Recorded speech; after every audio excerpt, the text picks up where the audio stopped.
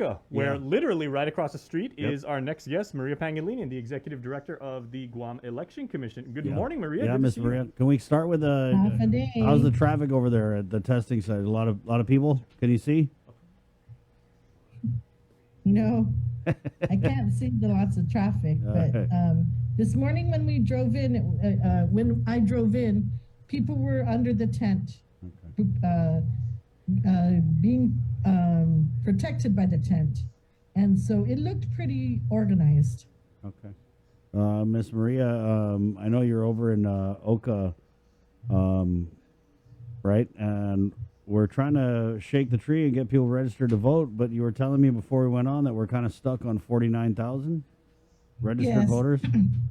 we haven't. We're not at. We think that we'll break 50,000 in March. Registration will pick up. We'll pick up, and according to our voter registration guru, past more likely March will break the 50,000.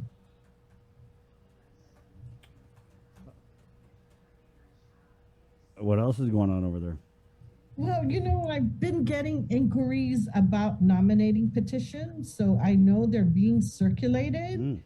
If you're not registered, get on our website and register if you have a current Guam driver's license or a current Guam ID. Those nominating petitions, make sure you sign only one for governor and you have to count 15 for senators. If you sign more, then there are offices up for election. Your signature will not be counted. If you're not registered by the time the GEC validates those petitions, your signature will not be counted. So hurry up and register. You can register, one can register here at our office at 241 Fahrenheit Avenue here in Oka. We're in the Oka building next to Mega Drugs. You can also register at gec.guam.gov. You can register online, and you can register at the DMV when you renew your driver's license or your Guam ID. If you do that online, you can still register to vote.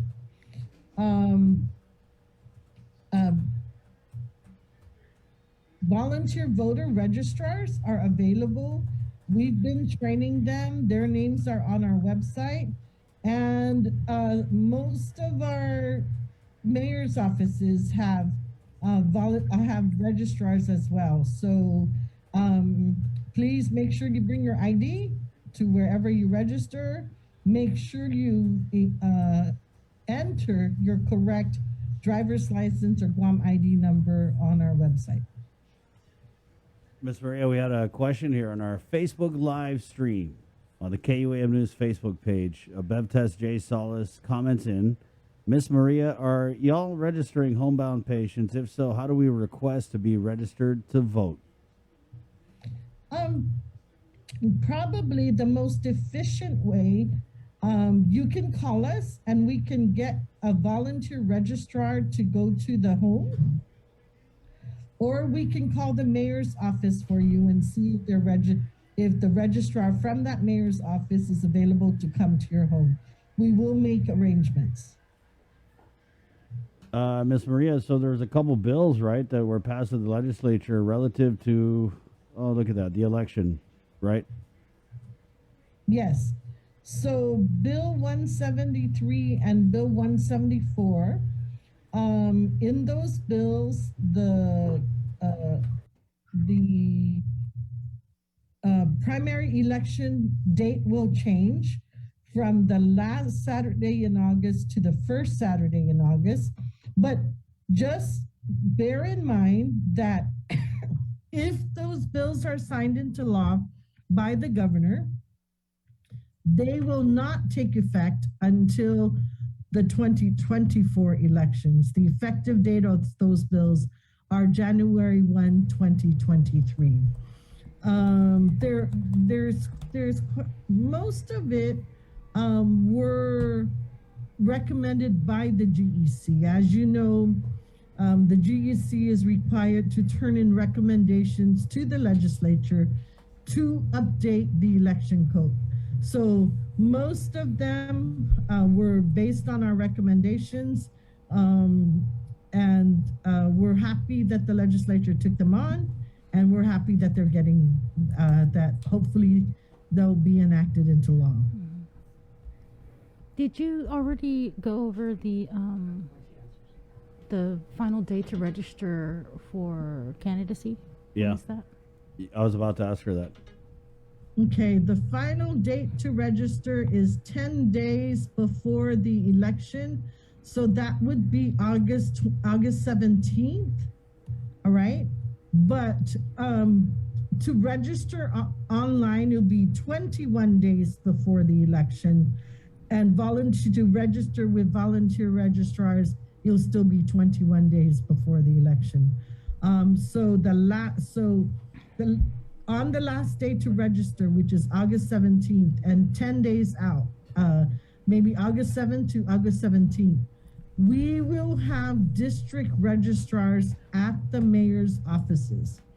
And the mayor's offices will be open until 8 o'clock for people to come in to register. Right, that's to register to vote. But for registering, if you want to run for public office. Oh, shoot, sorry. No worries. So the first day to file for candidacy is April 19th.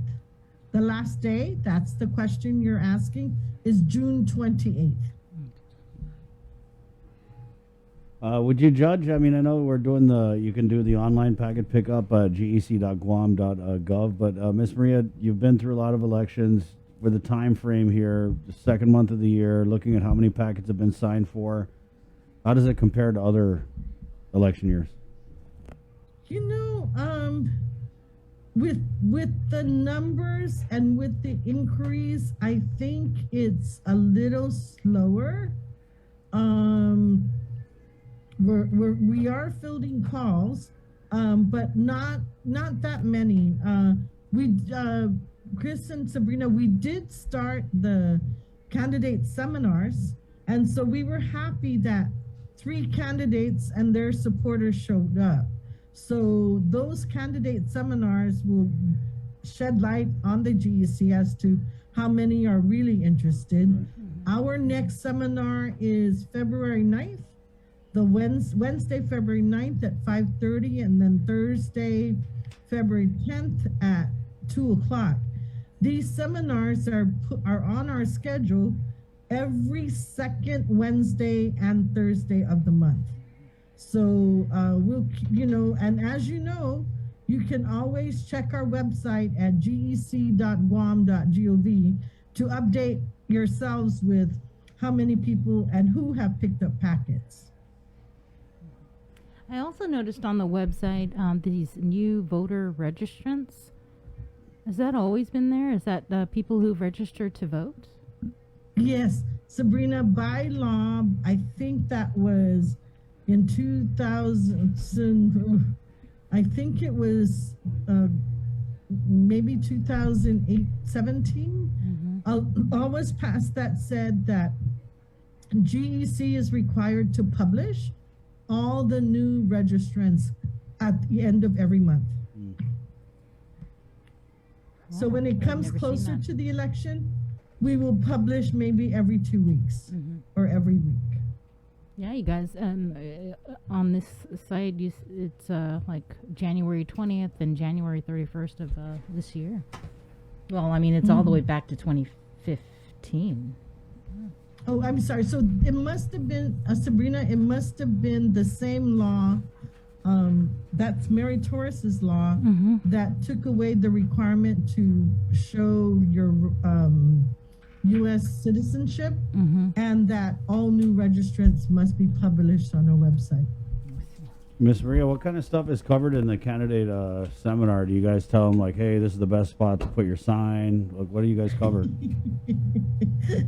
No, we told them with regard to signs, the question came up. So we told them that signs are now not allowed on public property, And so we go through the packet, and that's like the first half hour of the seminar, first 20 minutes. We go through the packet, we see if they have questions. Most of the time is spent on campaign finance. And so we let them know that their organizational report may be due even before they file their candidacy, because those organizational reports are due within 10 days after they spend or collect $250. So that organizational report might be due even before they file on April 19th. Wow. Ms. Maria, can you clarify? Let's say that is $250, right? But let's say that, you know, instead of $250, I have a gathering, and one of my supporters gifts me $300 worth of, you know, cut and pica or whatever. If it's cut and pica, and the supporter that gave you cut and pica is not a caterer, or is not, you know, it's not his or her profession, that does not have to be reported. Interesting. Okay.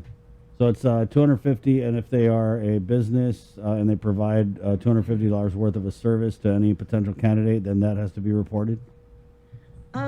If it's a corporation, corporations, as far as the Guam law says, are not allowed to donate to campaign other than they are only allowed to buy fundraising tickets.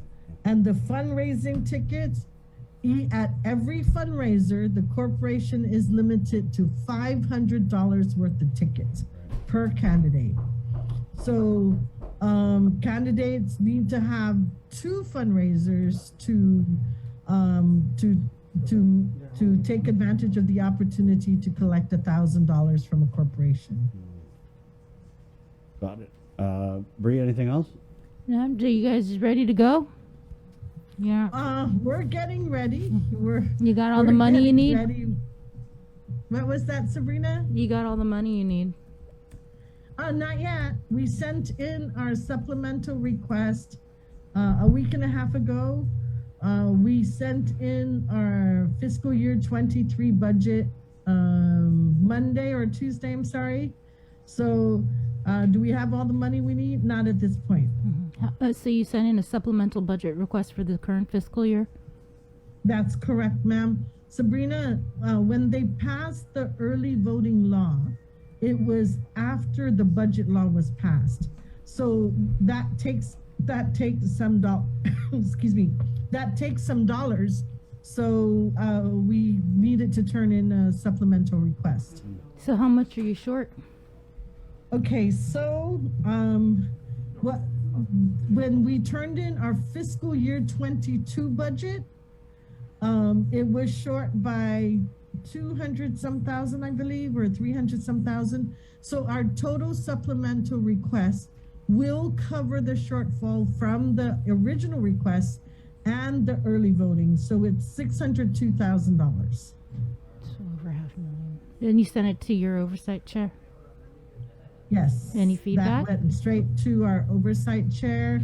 We anticipate hiring 15 temporaries to man early voting center, and we will do our 3 additional employees that work with us throughout the election. So before early voting, we hired 3 election clerks.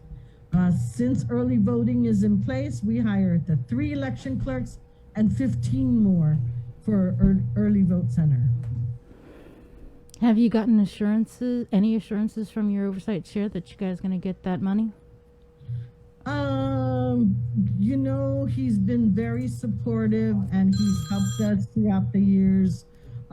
Senator Joe San Augustin has been a great supporter of the Guam Election Commission. Wow.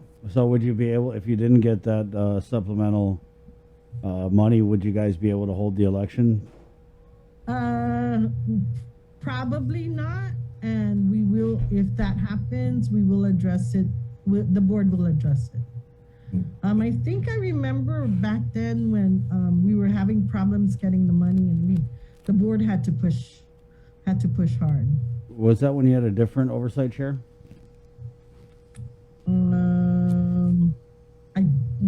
Chris, I don't remember. I do. You did. Possibly because it was some time ago. Yeah. The congressman used to be your oversight chair. Yes. I really don't remember, and I don't think it was the congressman. Ms. Maria, are there any updates on any like investigations that were before the board that have been closed out that you can talk about? None, no updates. No updates at this point. Thank you. Are you good, Bree? Yeah, good luck. Yeah, good Hopefully luck. you guys get the money. Yeah. And we're excited. Hey, always. We're excited to always see you more this year, Miss Maria. Yes, always, guys. Sidus Masi. Without Mas, you, yeah. we won't be where we're at. So our media partners, we know, are very important to the Guam Election Commission. Yeah, we'll be reaching out soon on coordinating for the information that needs to get out when people whether they need to register to vote or head to the polls. So we'll be talking real soon. Sidus Masi. Okay, All right. thank you, Miss Maria. We're going to take a quick break, 9:06, and we're coming back with the one and only Jason Salas with another all-star interview next right here on The Link. We're brought to you by Pacific Points, Cabo Enterprises, IT&E, and Jack of the